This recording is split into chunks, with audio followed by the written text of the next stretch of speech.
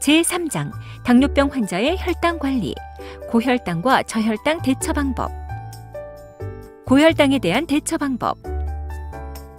고혈당이 계속 지속된다면 먼저 원인을 살펴보아야 합니다. 평소보다 과식을 하였거나 운동량이 현저히 줄어든 경우, 갑자기 스트레스를 받은 경우, 다른 질병으로 인해 몸이 아프거나 열이 나는 경우, 혈당을 올리는 특정 약물을 복용하는 경우에는 혈당이 올라갈 수 있습니다. 고혈당 상황에서는 혈당을 자주 재어보고 수분 섭취를 충분히 해야 합니다.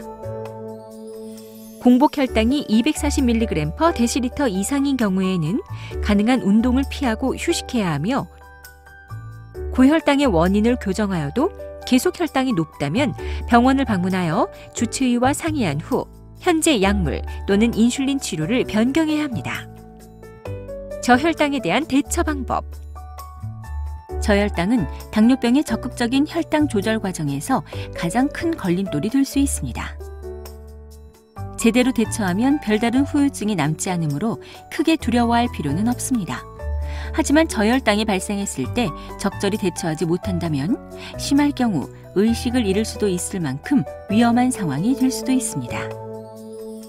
그러므로 당뇨병 환자와 가족들은 저혈당의 증상과 대처 방법에 대해 충분히 알고 있어야 하며, 만약 저혈당이 발생한다면 그 원인을 찾아내고 바로잡아서 재발하지 않도록 해야 합니다. 물론 가장 중요한 것은 당뇨병의 혈당 조절 원칙을 잘 지켜서 저혈당의 발생 위험 자체를 줄이는 것입니다. 저혈당이 의심되는 증상이 나타나면 가장 먼저 해야 할 일은 혈당을 측정하여 저혈당이 맞는지를 확인하는 것입니다.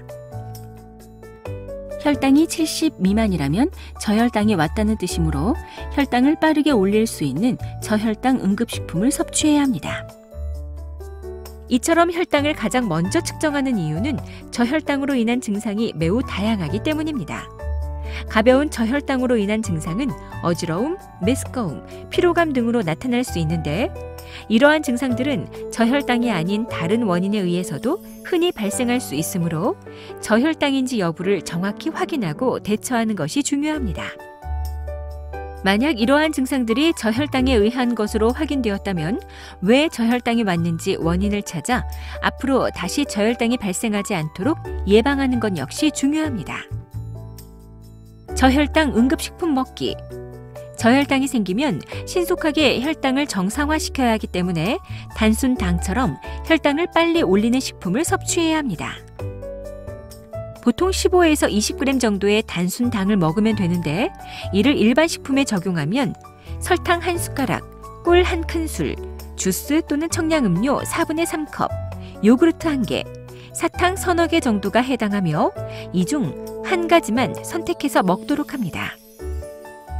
저혈당 응급식품을 먹었다면 잠시 쉬면서 저혈당 증상이 완화되기를 기다립니다.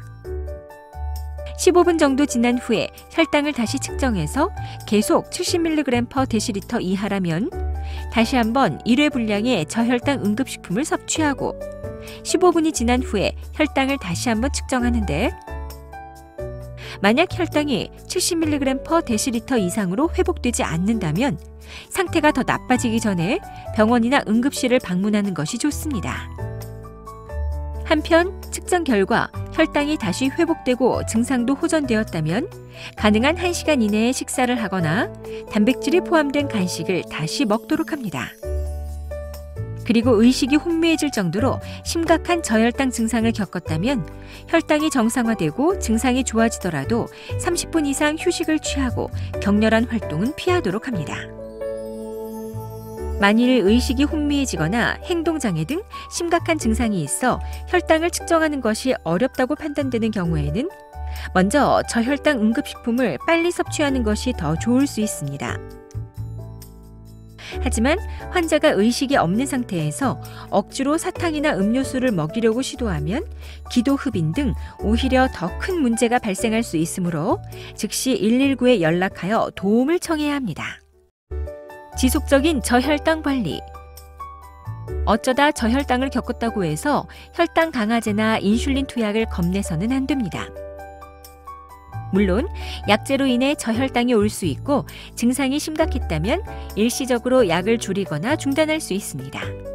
하지만 이런 경우에도 최대한 빠른 시간 안에 주치의와 상의하여 약제의 용량을 조절하거나 새로운 약을 처방받아 혈당을 관리해야 합니다. 운동 역시 마찬가지입니다. 운동 중 저혈당이 왔다고 해서 운동하는 것을 두려워해서는 안 되며 운동량과 시간을 조율하여 저혈당을 예방하면서 운동을 계속해야 합니다. 심각한 저혈당을 경험했다면 주변의 도움을 받을 수 있도록 준비해 두는 것이 좋습니다. 함께 일하는 동료나 자주 만나는 친구들에게 자신이 당뇨병 환자임을 알리고 심각한 저혈당 증상 등 혼자 해결할 수 없는 상황이 왔을 때 도움을 받을 수 있도록 미리 요청을 해두십시오. 그리고 경우에 따라서는 모르는 사람들 가운데 있을 때 심한 저혈당이 나타날 수도 있으므로 주변 사람들이 당뇨병 환자임을 알고 필요한 도움을 줄 수 있도록 아래의 내용이 적힌 저혈당 인식표를 가지고 다니시기를 권장합니다. 저혈당 무감지증. 저혈당이 자주 반복적으로 있던 사람은 몸이 저혈당 상태에 적응하면서 혈당이 떨어지더라도 특별한 이상 증상을 느끼지 못할 수 있는데 이것을 저혈당 무감지증이라고 합니다. 혈당이 약간 떨어졌을 때 증상을 느낀다면 적절히 대처할 수 있지만 증상을 느끼지 못한다면 적절히 대처도 할 수 없고 갑자기 의식을 잃고 쓰러지거나 그로 인해 큰 후유증이 생길 수 있습니다. 따라서 저혈당 무감지증이 있는 분들은 본인이 심각한 위험 상태가 되었음을 인식하고 혈당을 더 자주 규칙적으로 측정해야 합니다. 만일 자가 측정 혈당이 50에서 60mg/dl인데도 식은땀이나 손떨림, 가슴 두근거림 등의 경고 신호가 없다면 저혈당 무감지증이 있을 수 있으므로 담당 의사와 상의해야 합니다.